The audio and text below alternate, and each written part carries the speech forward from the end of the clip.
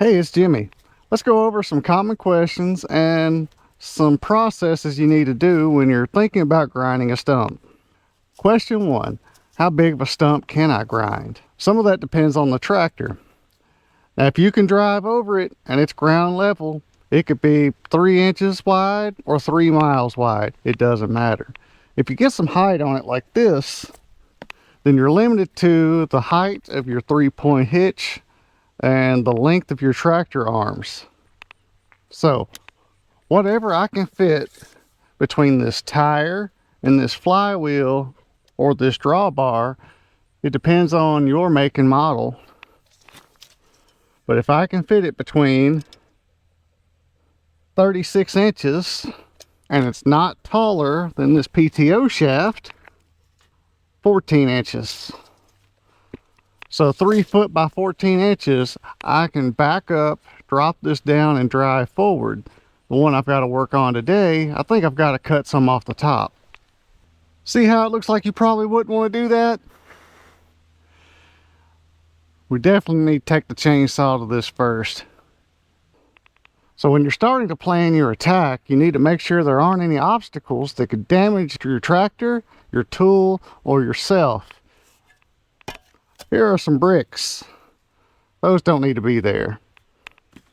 Hitting those items would damage the teeth on the cutter, which brings up another question. How long will the teeth last? So I've done about 30 stumps, maybe a few more, but the biggest one was about 9 feet in diameter, and I spent over an hour on it. But for the smaller ones, I say all of them combined, I have less than 20 hours running the grinder. Now let's take a look at our surroundings.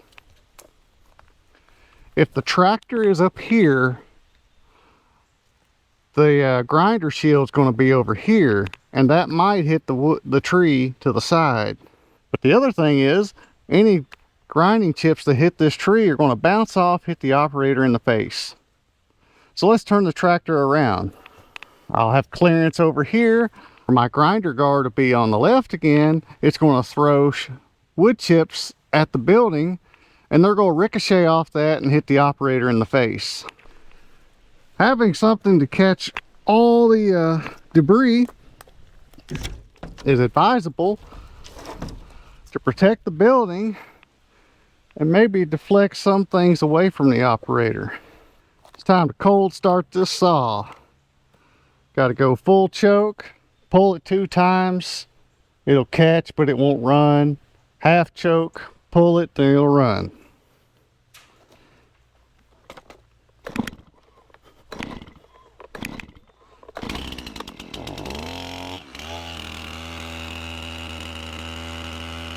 Maybe 3 times.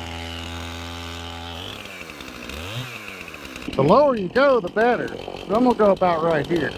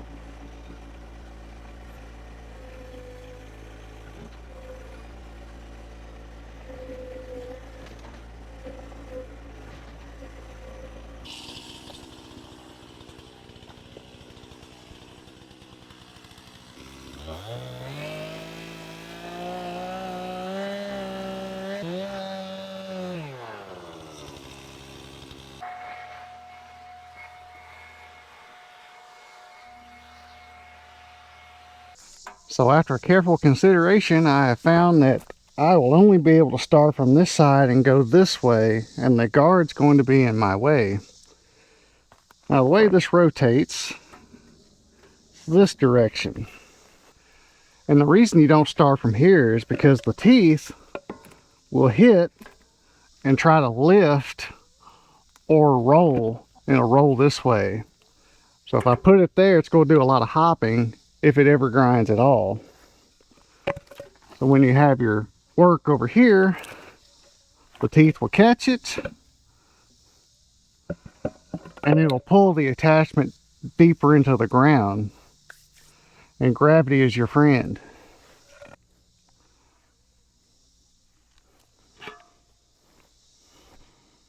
And something else I have to be careful of right here specifically is that this is a dead stump, but it's next to a living tree. So I'm only going to grind just a little bit right here, but I'll go below surface grade where I'm sitting. An accessory you may like to have is a chainsaw helmet. This will protect the ears and protect the face. Let's go!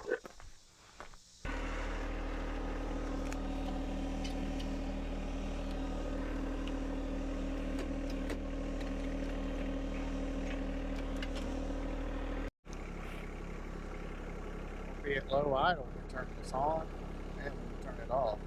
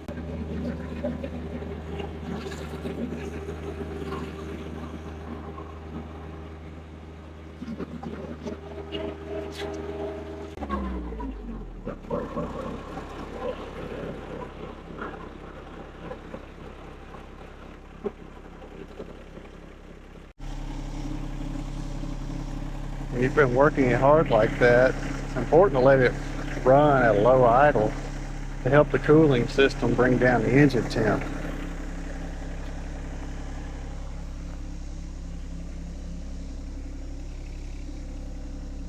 That might have been rotten on top, but it was still very hard on the inside.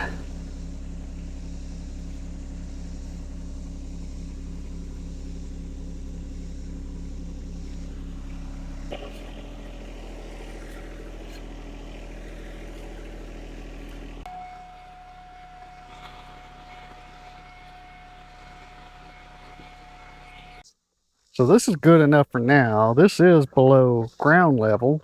I can feel the clippings back in and it'll look really good, except for right here, which is close to the living tree.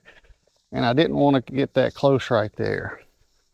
This is going to solve the problem that I had earlier. I wanted that to be gone and flat so I can park my trailer right here. And this will work well enough for that.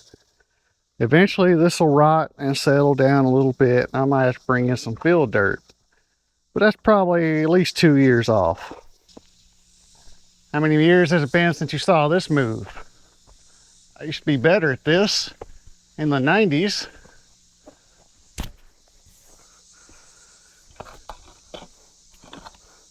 Many moons ago.